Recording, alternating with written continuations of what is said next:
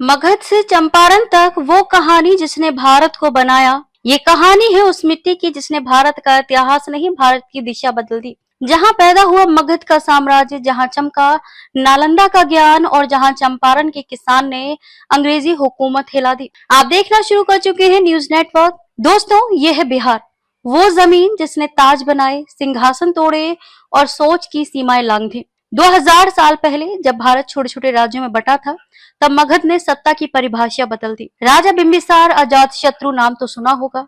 इन राजाओं ने न सिर्फ भूमि बढ़ाई बल्कि राजनीति को विज्ञान बना दिया।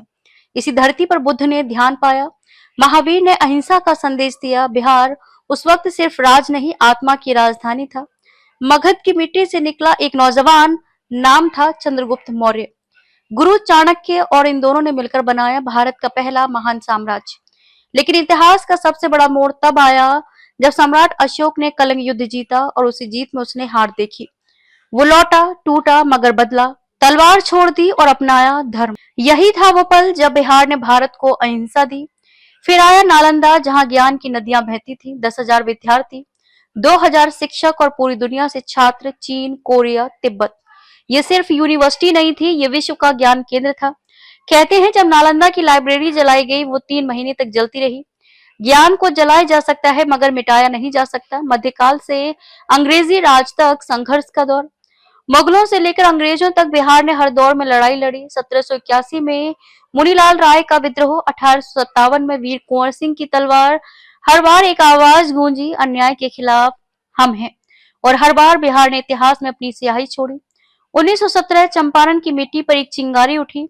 किसान नील की खेती से तंग थे, अंग्रेज मजबूर कर रहे थे। तभी वहां पहुंचा एक इंसान, नाम था गांधी।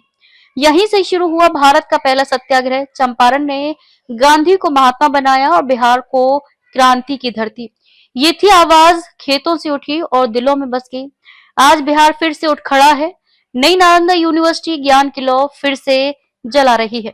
युवा आगे बढ़ रहे हैं, तकनीक, शिक्षा और सोच सब बदल रहा है। लेकिन सवाल वही है, क्या हम अपने इतिहास जितने ऊंचे हो पाएंगे?